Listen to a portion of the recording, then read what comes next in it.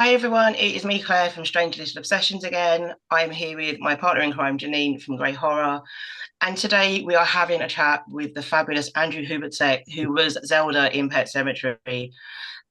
This is massive excitement for both me and Janine because big fans of Stephen King. So this is going to be very exciting. It's a chance for you to get to know a little bit about Andrew before the event in September. So Janine, I'm going to pass over to you. Amazing. Thank you so much, Claire. And hi, Andrew. How are you? Hi, Janine. Hi, Claire. Nice to meet. I'm Good. doing well. Thanks. Excellent. No, I'm also well. Thank you so much for taking the time out of your afternoon to meet with us. We really appreciate it.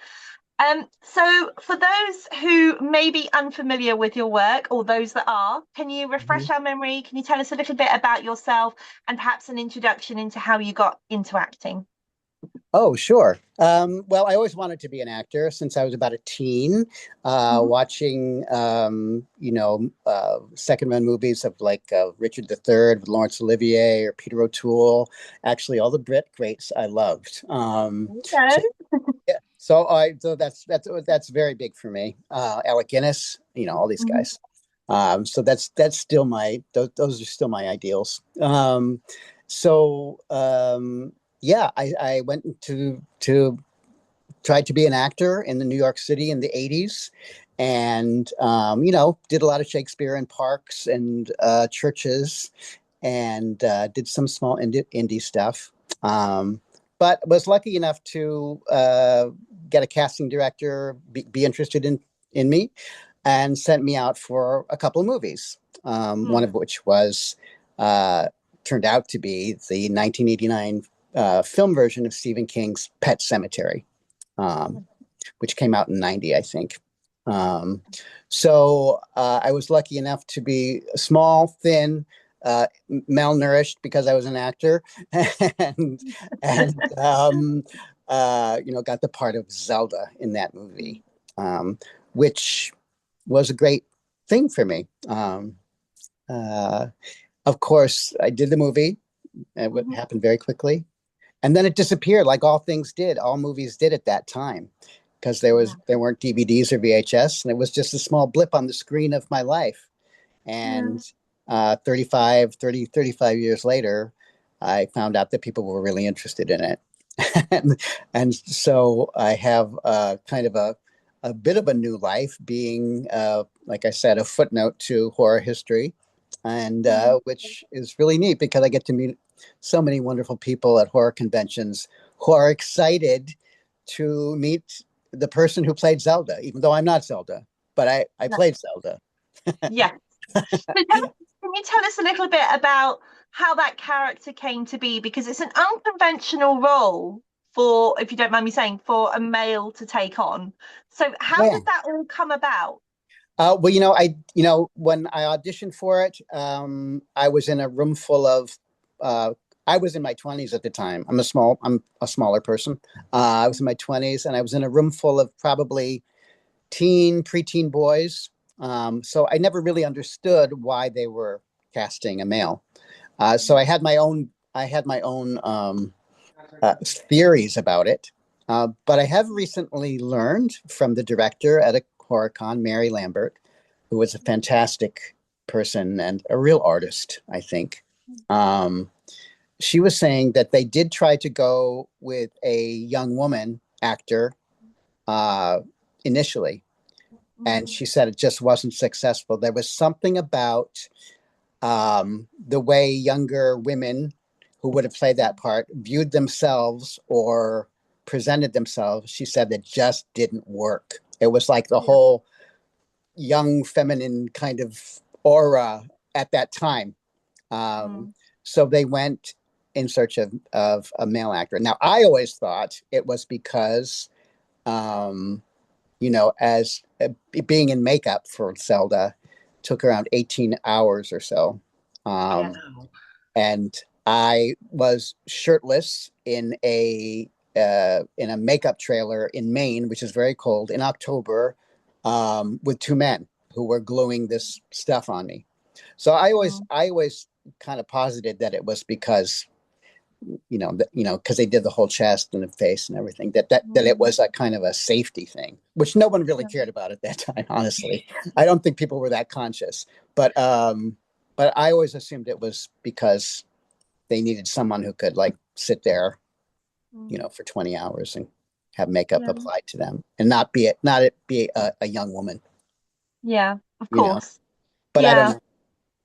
No, Yeah, I mean it could well have been a factor into it, but it certainly paid off for you it in did. retrospect, It especially did. now as well, as you say, it's almost like a revival for older films coming to the forefront again, especially with the rise of physical media. People are Yeah, really starting to revisit these older films, which is wonderful. yeah. And how have you found the reception in that space? I mean, how are you? You mentioned earlier you go to horror events quite regularly, and obviously, fortunately, you're flying over from the US to come and stay with us in September. I mean, how do you find the welcome, the fans, everything? It's just wonderful. I mean, what there's nothing not to like about being appreciated just for showing up.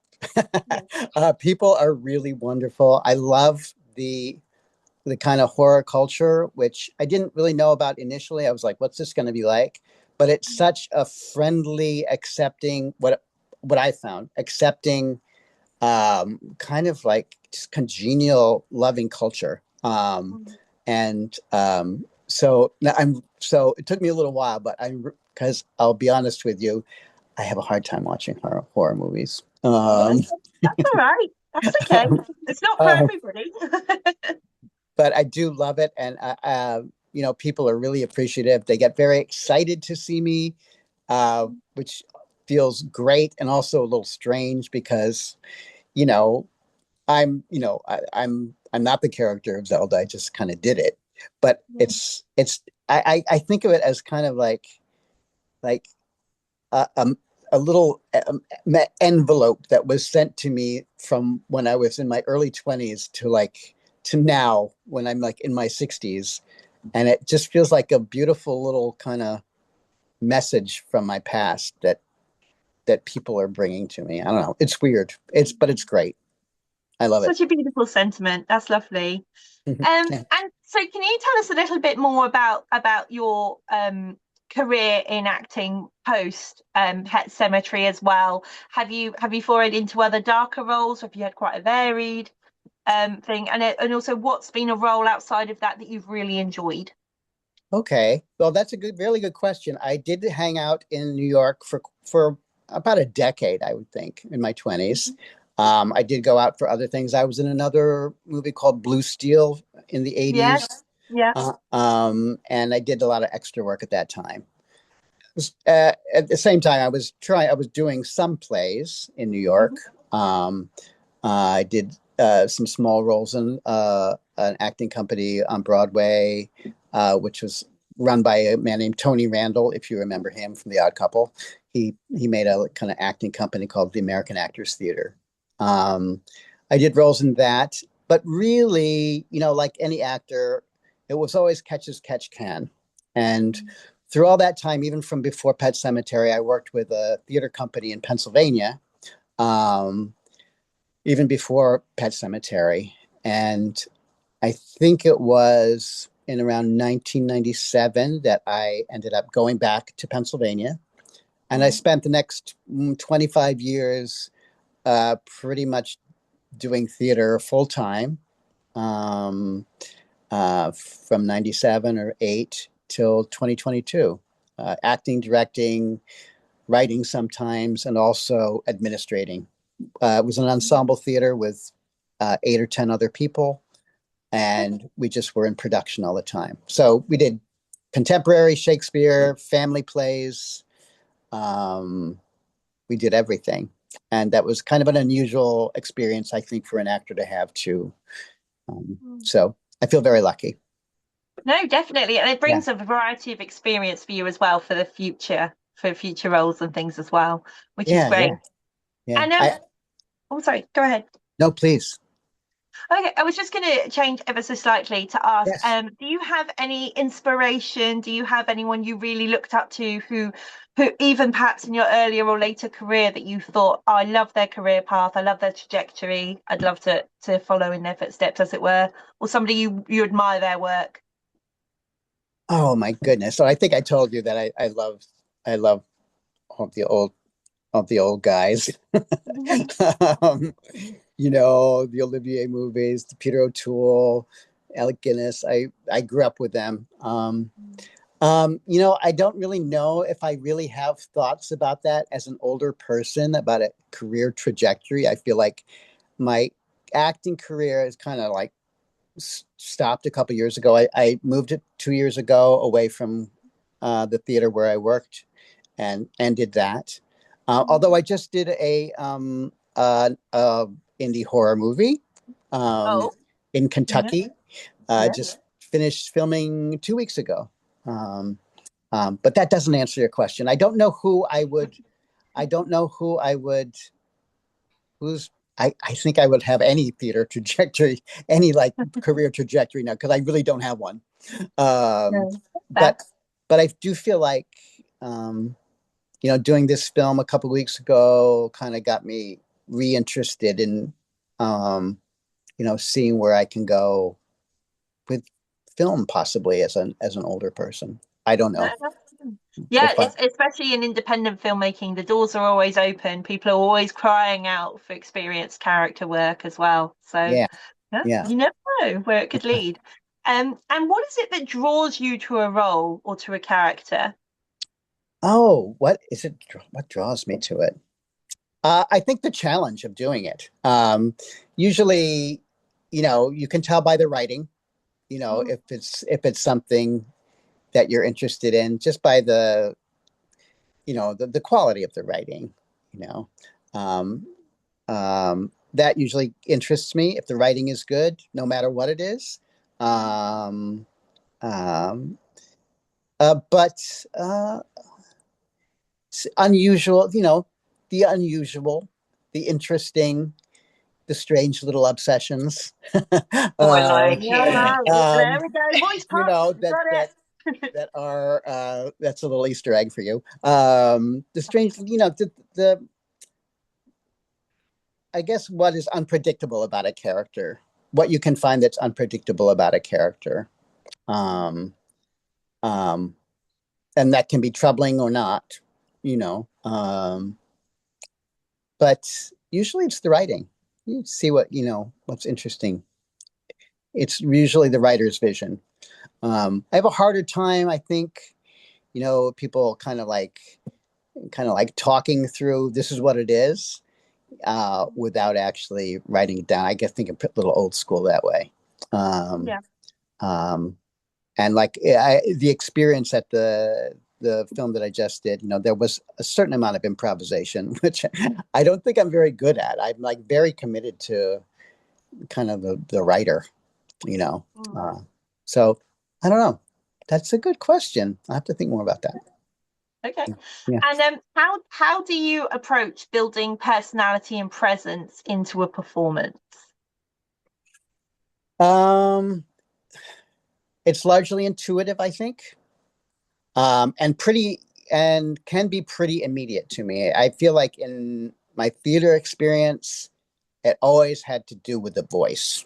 Mm, It was oral for me, as opposed to physical or that kind of thing. Usually, I hear the voice somehow, and that usually informs everything else to me. Um, at least in my past experience, I don't know how it is now, but in the film that I just did, it was certainly the voice okay. again. So that's been a pretty consistent thing for me. Yeah. Mm. And have you ever had a role that sat with you once the film has wrapped? Anything that's really stuck with you? Well, I actually have only done a couple of films. My Mm.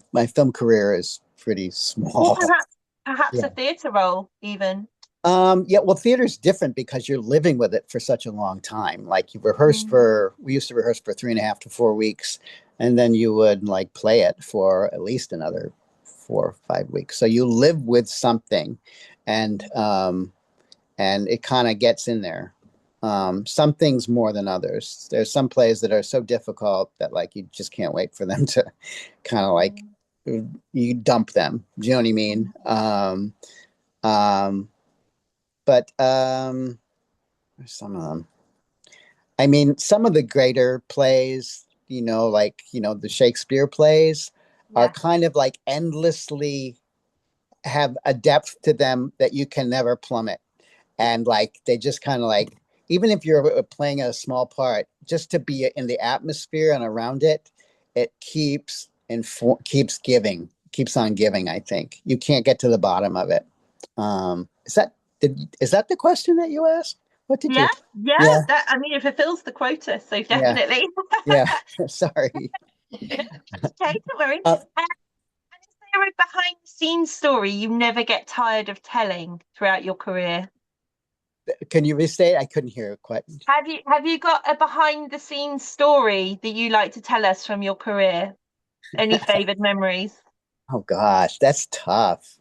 Behind the scenes, I'm trying to think of something about Zelda, but behind the scenes, something that nothing too amusing. I know that there are many theater things, many theater things, but there's so numerous that they just kind of crowd each other out. Uh, I can't think of any right now. I'm so sorry.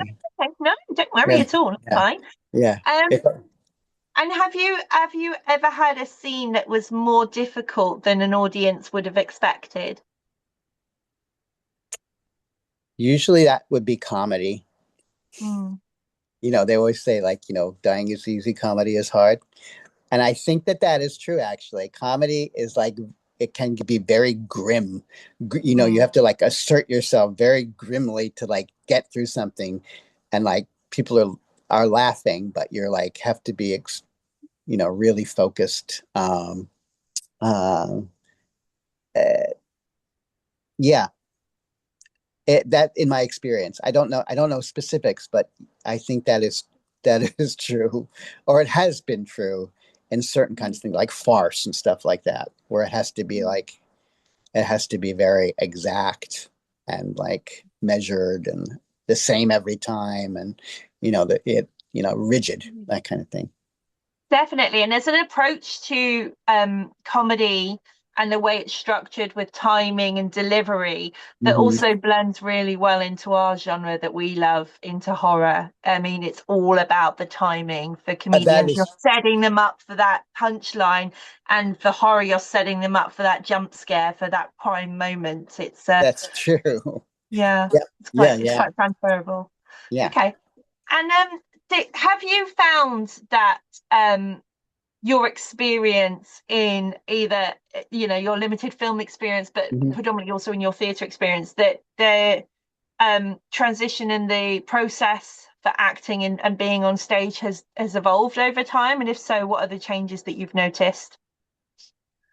Well, I didn't have, as I said, I didn't have enough experience in film No. to have any kind of idea of growth or change. Mm. I feel like for theater, at least in the place where I was, I mean, I haven't done any theater outside of that place.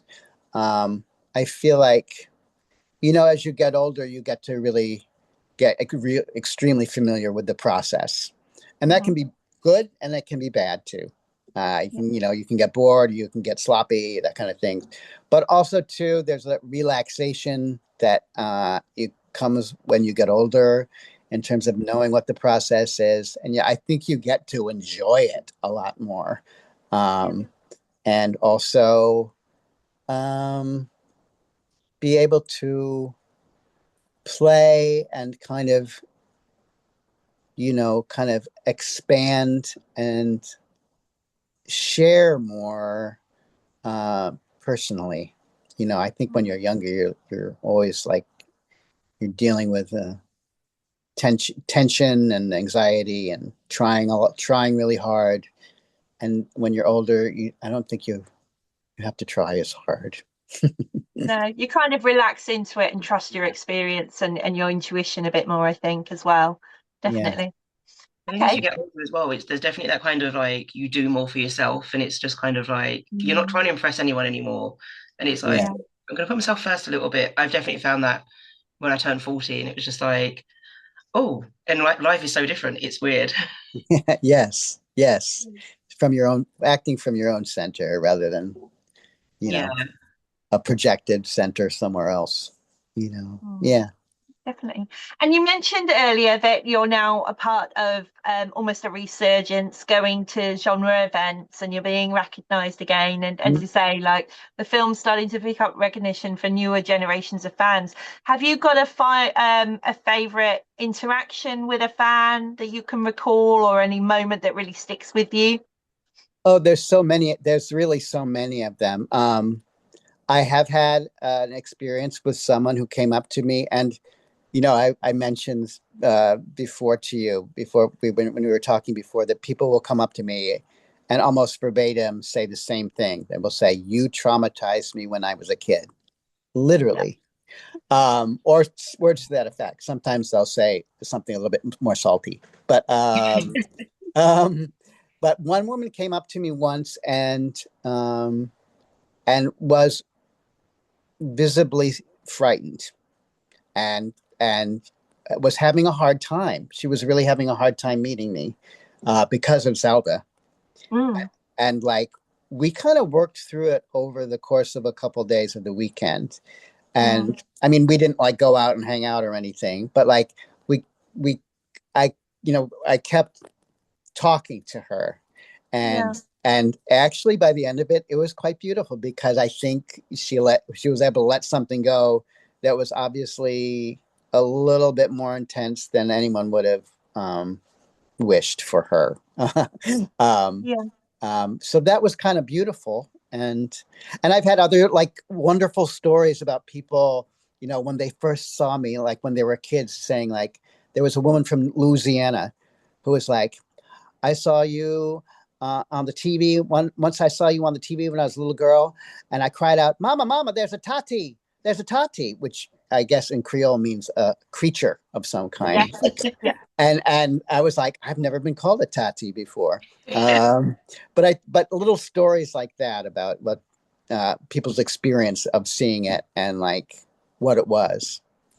Great, great Oh. interactions with people. Yeah, It yeah. must be so nice to know that you've touched so many people in that regard, for what perhaps be considered quite a small role in the grand Yes, scheme. As you say, it's a part of horror history, but it's a small part of consideration.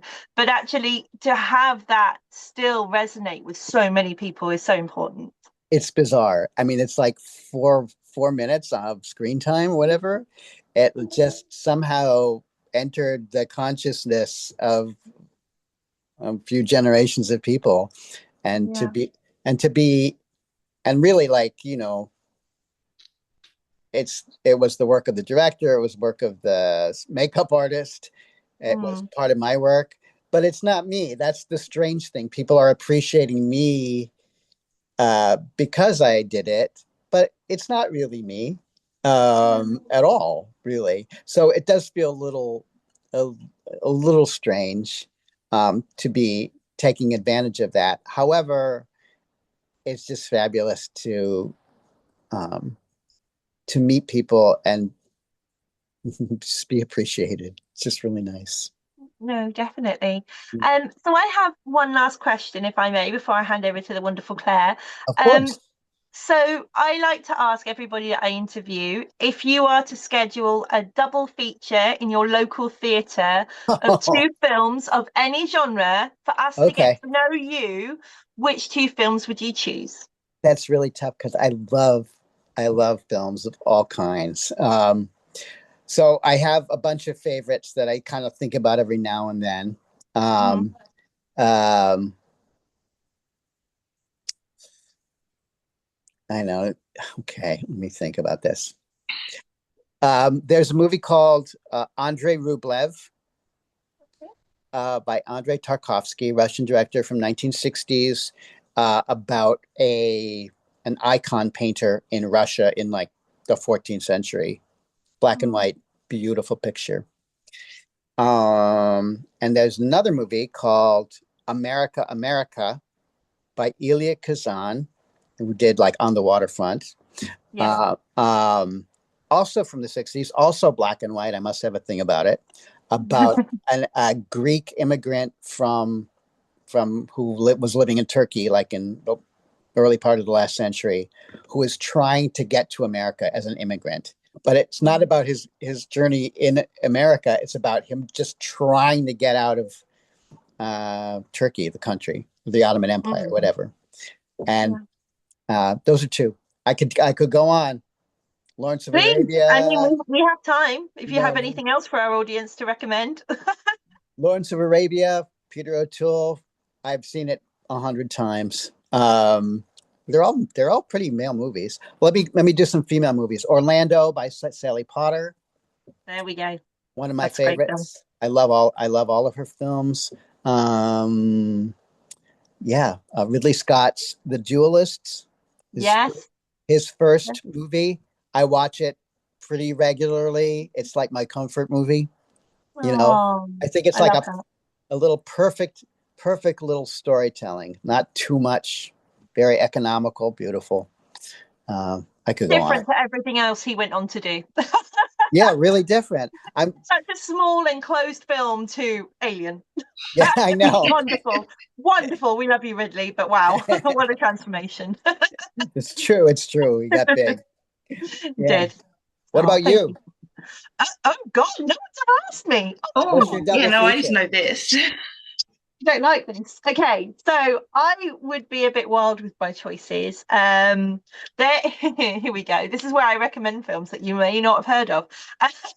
So there's a film called Happiness of the Katakuris, which is by a Japanese director called Takeshi Miike. Okay. And uh, the way I describe it is Evil Dead by Sam Raimi meets Yeah. The Sound of Music. Oh, It is weird. It is wonderful. It is gory. There are actual song and dance numbers. There's a really famous scene, well, infamous scene. I say famous, but nobody's ever heard of the film. So I keep recommending it to people. But there's a wonderful scene. So basically, the premise is, without spoiling, it's a family who are down on their luck who buy a B&B in a bed and breakfast place in the outside of Tokyo, and they decide they're going to make a real go of it as a family to drive a business and to make this rundown estate work something. Hmm. Every guest that goes there takes their own life. Um, but they realize that over time it becomes more dramatic and the place is cursed. But what Okay. happens is there's a really I say wonderful. It actually is. There's a scene in there where they're trying to rouse a guest who hasn't answered the door for a couple of days. They're late in departing, and the door is locked. And the patriarch knocks the door, no response. He breaks into the door and he finds the body's just on the floor. There's nothing, there's not bloodied or anything, but it's effectively like a stage show the way they've done this. It's like a theatre production. So what Takeshi Miike did is he lit a dark room with a single spotlight on the body and then hands across to the family, and they are, how do I word this? They are doing dramatic poses like and gasp. And there's one, the young girl actually has her forearm up like this, and they're all posed with dramatic music, and the music, the lighting is such like it's like a comedy theatre show, and then you have some gorier moments. But it's unlike anything else this director has done. He's notorious for Japanese horror that's quite extreme. Uh-huh. Um, but this is unlike anything else. I think he was just having an experimental phase, but it's I need wonderful. to see this. It's great. It's my Can, favorite film. I'm can you obsessed with it. can you tell me the title again? Yes, Happiness of the, and it's Katakuri. So it's Katakuris. Okay, I love how got we're it. both writing it down. It's like, we need to Yeah, go and I watch this. know. I love this. And now I'm spelling it. I'm gonna do a little graphic, like in like in Sesame Street where they Yes. bounce the numbers. There we go. I'm gonna try and figure that out. Double feature. I would put something else a bit more fun. What can I put that's fun? There was a really, because I watch a lot of dark and heavy stuff, so it's nice to Uh-huh. show something fun. Um actually saying that. I would probably put Peter Jackson's Brain Dead, also known as Dead Alive in the US. Oh, I would okay. put that. Yeah, that's a fun one. And here's another one, like we were saying about Ridley Scott earlier, who's directing trajectory took them to another place. He started in a Sam Raimi era of doing something dark, but with a thread of comedy that was very practical effects driven, very gory, but very fun, with a comedic thread to doing these epic world building with Tolkien and Lord of the Rings, which was something so diverse and completely opposite. Uh, And Brain Dead is probably one of his goriest, but is it- it's fun. If you okay. can stand that kind of stuff, it's fun. I'm It's not not sure. it's not that extreme, and it's it's 80s camp, so it's fine, really. Okay. But yeah, thank Great. you. Claire, what would you pick? Yeah. Oh, geez. So this is really hard because I don't get me wrong, I love my horror, but I grew up on musicals. Okay. Um, I spent a lot of time with my nan and granddad, and they were very into musicals. So it's really hard. Like, if I think musically wise, it's like I started off with like Oklahoma stuff like that. So I'd probably go to keep it with horror. I'd probably go like Sweeney Todd. Oh, I Hmm. nice. love that. It's one of my favorites. I mean, I love a musical, so I'm just like anything I can sing along to, really. Best of both worlds. Exactly. I mean, I love a good gore fest film. But there's one I watched a while ago, and it isn't as gory, but it's quite a dark film. It's called When Evil Lurks. Okay. And What are you talking about? That's huh? that's trauma personified, that film. It's amazing. Oh, it's They trauma. Really? took it to places, and what you know what I love about it? It's like there's a certain scene in it where you see them set up the scene, and it's like if it was a no offense to British film directors, but if it was a British film or like a big Hollywood film, they wouldn't go where they went. But because it wasn't, they done it, and I was blown, and I was like, oh my god, they actually went there. Incredible film. It's I really enjoyed it. I do like things that are a bit darker though, and I like things that push a boundary, and this definitely Mhm. pushes that boundary. So this is an Argentinian horror Okay. that is it pushes the boundary on basically effectively a zombie film, but it's more viral than people dying, and it affects children in particular. And the scene I think Claire's referring to, not to give it away, is Mhm. what they wish they could have done with Cujo had, Yes, the film boards got involved. yes, you know So imagine exactly that what's with a in. child, and you've got a very good idea of where that's going. Yeah, Yeah. But it subverts the expectation. And you think you've set it up, you've got the cameras there, you've got the dog, you've got the child stood next to it. And it's a big, I think it might even be the breed of dog that was in Turner and Hooch. There we go. We're digging up the memory banks now. The Tom Hanks film, I think it's that Yep. kind of breed of dog. So he's a big, heavy set dog next to this child who must be about 6, probably about the Mm. same height as it sat down, right? And she looks at it, it looks at her, but it looks at her a little bit too long, and she's looking away. And then next thing you know, yeah, yeah. So and it's you never get a film that shows that, and it was no, I was shocked by it. Mm. traumatized. That's I also horrible. liked the fact they pushed that boundary. Mm. I remember Mhm. when my husband first introduced me to Green Inferno, Oh yeah. and that is up there in one of my classics. There's just so many great horror films. So Green Like, Inferno. Here we go. I feel like I'm filling in oh, gaps now. oh, Yeah, let me yeah. know. Yeah. We're Green going to go down through Inferno a is list. I'm the film encyclopedia for the genre. Well, I try to be. Eli Roth, and it is effectively what they try to do with Cannibal Holocaust, but without all of the real animal deaths and things. So it's a camera crew going to a remote place for charity and volunteering, and then they get stuck, and then they come across a cannibalistic tribe, and it Okay. all goes to hell in a handbasket very, very quickly. But Okay. it is very reminiscent of the video nasty of Cannibal Holocaust, but it feels quite tame until it really isn't. Yeah. Uh, yeah, Uh, it's okay. one of Eli's better ones, I have to say. Some of his stuff is not great, but unpopular opinion. Yeah, Okay. no, I mean, I've got a list I could go on, but I won't because otherwise we'll be here for hours. And I mean, I can just name the film, and then Janine can just describe them for me. I'll Uh, try. you know what? I think we should do like a little one-off session of me and you, and just do that for films. Oh, Jesus, Yeah. we would lose so many people. Oh, don't. If No, people knew some of the Football stuff they I would, watched, they'd be like, no.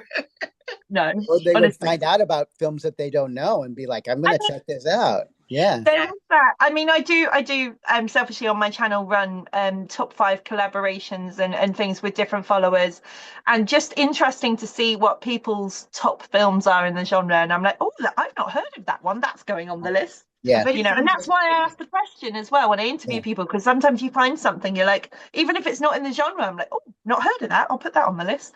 Here's one: A Field in England. Oh, I've Okay, heard of it. I I I haven't. have love that. never. I love that film. It's not a straight up horror film, but No. it's like it's to me. It's like it gets in there. It's It's a a thriller, right? It's a psychological film. yes, yes, Oh, Yeah. I love a psychological thriller. Like they are Yeah. some of my favorites. As much as I love my gore, like ones that really get in your head, yep, they're yeah, some of the yeah. best. Hmm. No, Oh, wonderful. that was. I mean, well, we have well and truly digressed onto all types of horror films. You've got No, no. recommendations from all of us now, and you all have some to go and watch now as well. Because I've been writing all of these down. I know, I did too. Actually. In which case, I'm apologies for the lack of sleep because some of those are trauma. Okay. That's fine. I'll be okay until I see you, and I'll be like, why did I do that? Um, so we'll just round up on the last little bit, and this goes back to the Yeah, event, and sure. obviously you're coming over to visit us and be a part of it. Thank you. So I think the first question is, when I reached out to you about attending, what was it that made you say yes? What was it? I liked the name of your convention. First off, it was intriguing to me, and then when I looked at it a little bit more, I liked the idea that it was a more of a curated event. Um, and also, well, uh, it was Reese Thompson and Jamie Langlands who also like kind of like put me in touch with you Yeah. uh, um, from from my dealings with them and kind of participating in a very tiny way um, in Rip Man 2.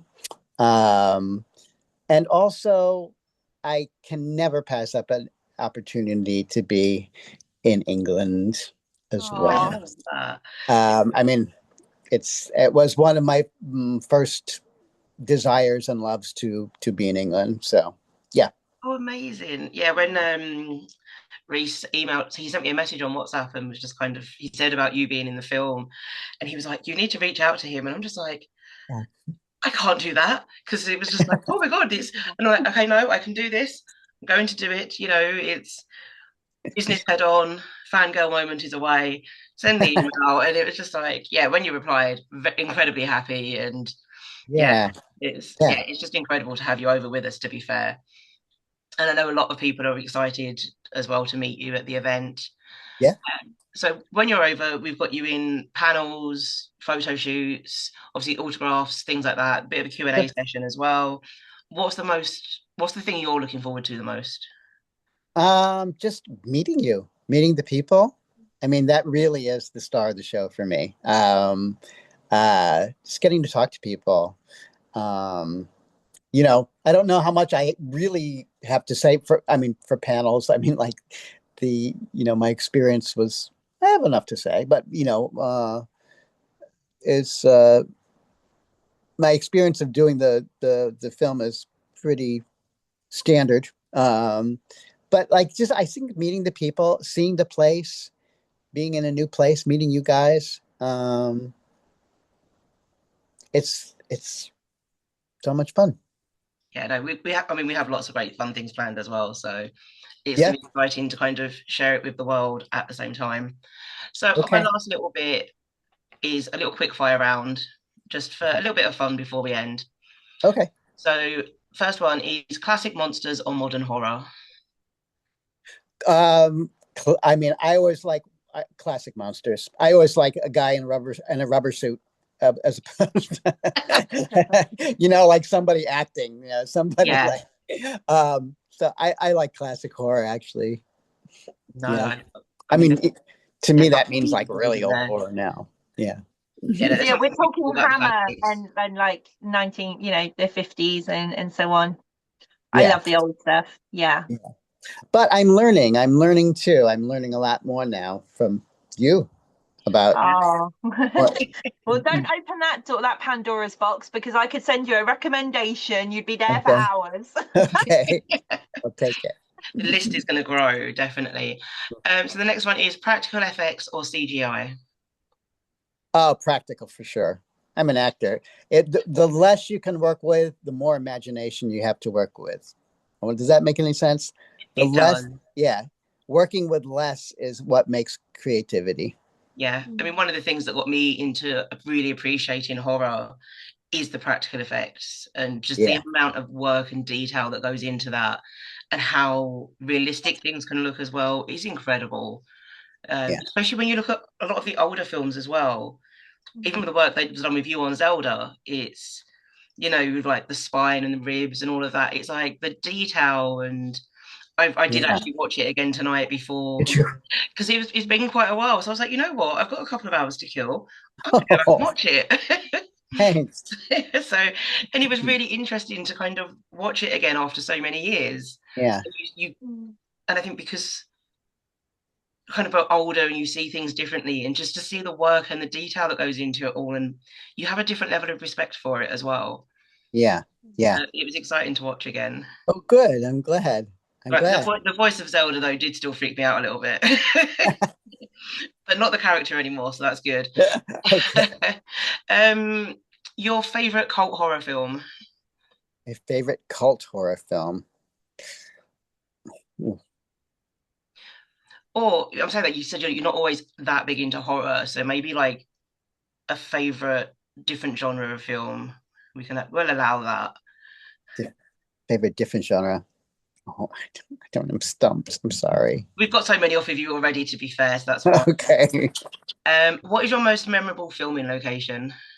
Filming location. Well, I guess it would be in Maine, in Stephen King's hometown of outside of Bangor and Ellsworth, I guess, was where it was.